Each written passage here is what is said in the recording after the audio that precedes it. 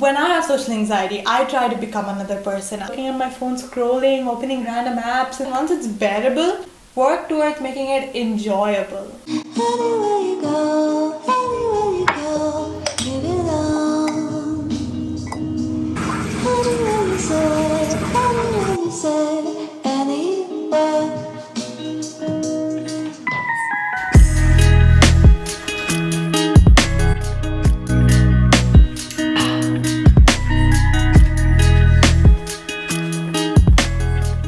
Hello there everyone, welcome to this video. I finally started a vlog after months of being insecure about YouTube videos. I finally decided to do it. And on the occasion of my first vlog in a long time, I wanted to share with you some things that I've done over the years that helped me get to a more comfortable place with my social anxiety. Socialization is a skill. And the good news about a skill is that it can only get better with practice. Now the problem comes when some of us have such bad experiences with social interactions and we're so terrified of going out and doing it that we don't even get the chance to go out and practice the skill of socialization, and as a result we never get better at it, and that makes our social anxiety worse. So it's like a vicious cycle. So I wanted to share with you some things I did that made it a lot better. I'm not 100% comfortable with social interaction, but I think I'm at a much better place than I used to be. I used to be really socially anxious. Then I went to being socially awkward but not anxious. Then I moved on to being socially uneasy but not awkward. And now I feel like I'm in a place where I rarely get socially uneasy. I guess only at job interviews I get really socially awkward. But before I share my tips with you, disclaimer, I'm not a psychologist or a therapist or any kind of professional.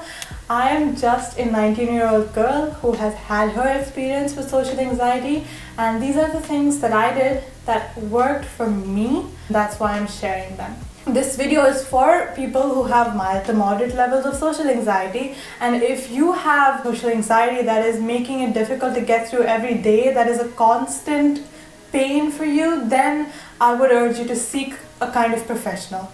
But this video is for people who have mild to moderate social anxiety. Alright, let's get started. So the first thing I would urge you to do is recognize which social situations make you the most anxious. So anyone who's ever had social anxiety knows that some social interactions make us feel less anxious than some other social interactions, and there's definitely some of them are really bad for us. I would urge you to make a list of the worst ones, of the ones that make you feel the most anxious. And once you've done that, find the common thing between them. What about those interactions made you feel the most anxious? So for example, for me, when I made a list of the worst social interactions for me, I realized that the common thing between all of them was that they were situations in which I felt like I was an outsider, or I was literally sometimes the outsider in these situations. So for example, I would go to a party where everyone knew each other except me. I would feel really socially anxious. Or if I went to like a networking event and all of the people were in that organization or in the industry for a really long time and I'm the newcomer, then it felt like I'm trying to barge my way into the group. Or when like I would have to start talking to a group of really close friends and I would feel like the stranger amongst all the close friends. And that's when I felt the most socially anxious. And I think that makes sense when you think about it. So yeah, that was my common thread, that I felt like an outsider. And then once you've found your common thread, it becomes a lot easier to find the solution to it. So I felt like I was an outsider, and so a solution I found was I would bring a friend. I would bring a friend who was just as much as an outsider as I was. So in that way, I wouldn't feel like the only person who didn't belong. I at least had my friend with me who didn't belong as well. And in that way, both of us belonged in some small group that doesn't belong. So in a weird way, it made a lot of sense and it made me feel so much more comfortable. So yeah, that was the first tip. Find the situations that make you feel the most anxious, find out what's common between them, and then it becomes easy to find a solution. And even if you don't find a solution, it actually helps a lot to know the exact thing that's causing your social anxiety. So next time you can try to avoid that exact thing maybe. Okay, second tip is recognize which social situations make you feel the least anxious. That is, which social situations make you feel the most comfortable. And then find the common thing between those situations. For me, when I'm with a group of close friends, or when I'm with family that I know really well, or when I'm in situations where there are no expectations of me, where there's no sort of transaction that needs to take place, those are the situations in which I feel the most comfortable.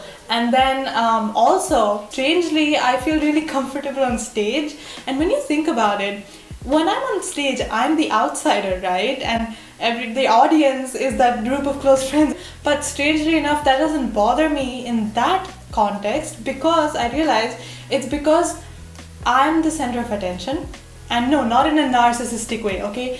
Even though I'm an outsider, at least people are giving me a chance. At least they're trying to hear what I have to say. At least they're here for me, I am the center of attention. That way, that means they're willing to take me into their group in a way. So my common threads, to summarize, were when there are no expectations of me, when there's no transaction that needs to be made, and when people are giving me a chance, when people want to hear what I have to say. These are the three things that make me feel the most comfortable. Once you realize the common thread in these situations, go back to the first point.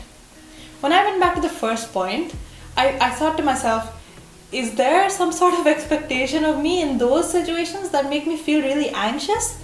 Not really. Is there some sort of transaction that needs to be made? Maybe, but not necessarily. And if I tried hard enough, even the people in those first situations would give me a chance and hear what I have to say. So a lot of it could have been in my head. So when you apply these things from the second point to the situations from the first point, you start to realize that those situations and these situations, the ones that make you feel most anxious and the ones that make you feel least anxious, they might be very similar in some ways. And then you can, change up the way you think about them. Sometimes it's not just in your head. Sometimes those situations that make you feel really anxious, they're not just in your head. There actually are things that suck about those situations. But even so, recognizing what makes you feel comfortable can help you implement those mindsets in situations that make you feel really uncomfortable. So yeah, those were the first two tips. And let's move on to the third tip. This one is my favorite. This one is come up with a sort of mantra. I feel so weird saying mantra. Mantra. I'm a white person. I should say mantra instead of the right way to say it, which is mantra. Okay. Okay, I'm not gonna use the word. Okay. Number 3 is to come up with a reminder, a sentence or a couple of sentences, whatever works for you. Come up with a reminder, and then when you're in a situation where you feel the anxiety coming in, repeat those sentences to yourself.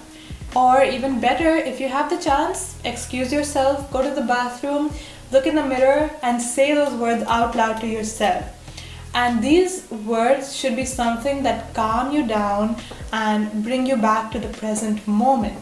For example, my reminder sentence was, be comfortable, yourself, and present. Because these are the 3 things I forget to be when I have social anxiety. So I want to go through each of these 3 words in a little bit more detail to give you some context. Okay, comfortable. By comfortable, I mean physically comfortable. Sometimes I don't even realize it, but there's something that's making me physically uncomfortable, and that makes my social anxiety even worse. So for example, I would be sweating, or I would be wearing something that doesn't fit right, or that's itchy, or I would be holding too many things in my hands. So when I tell myself, be comfortable, I look around to see if there's something that's making me uncomfortable physically, and then I'm like, oh, okay, I should try to get rid of this thing. If I'm sweaty, I try to go out and cool off or wipe my sweat, or if I'm holding too many things, I maybe put them in my bag or try to put them down. If I'm wearing something uncomfortable, well, that's something you can't really do much about, but I would say try to wear something comfortable beforehand. If you are wearing something uncomfortable, just calling your attention to that thing makes it easier for it to not bother you later on. The second one is be yourself. When I have social anxiety, I try to become another person. I try to become someone who is either really extroverted and loud, or I try to become someone who's really quiet and doesn't say anything and just sits in the corner. And neither of those things are really me. I'm somewhere in the middle. When I have anxiety, I feel like because I'm someone who has anxiety, maybe I should be some other person. Maybe then I wouldn't have anxiety. But that's not really true. Actually, it just makes it more difficult because then you have to put your energy into being that other person and then also into managing your social anxiety. So it just makes it worse. So when I tell myself, be yourself, I try to come back to myself, try to remind myself who I am, not in a philosophical way, but in a really real way, just like, just try to be myself. And then the third one, be present. This is the most important one. Be present. When I feel that social anxiety kicking in a party or somewhere, I feel myself going into the corner, pulling out my phone, bending, looking at my phone, scrolling, opening random apps and stuff like that. And then when I tell myself, be present, I realized that this is not what I came here for. And it's not going to make my social anxiety better. So I put my phone down. I try to recognize where I am. Recognize where you are. If you're talking to someone, recognize who you're talking to and give 100% of your attention to them. Give 100% of the attention to the conversation you're having. Be present. Be attentive. That will make your social anxiety so much easier to deal with, or at least for me it does.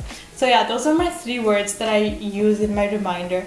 Be comfortable, be myself, and be present. So you can use this, or you can come up with something that's a little more personal to you. I would suggest try to think of the things you forget to do when you have social anxiety, and then remind yourself to do those things in your reminder sentence. Repeat that to yourself whenever you feel like you need those words. Okay, time for my 4th and final tip.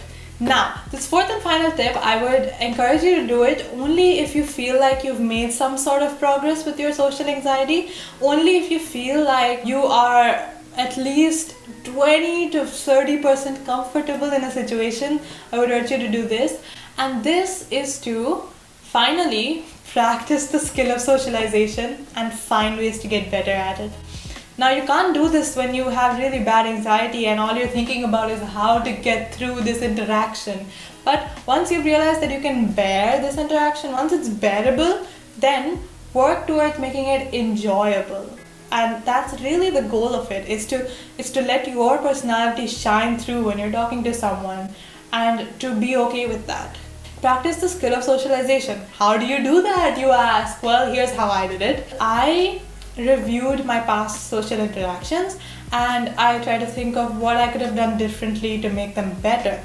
Now this goes back to number 1 and 2, right? And in COVID, I find myself thinking a lot about my past social interactions because I'm not having any new social interactions, so I just think about my old ones and I think that so much time has passed.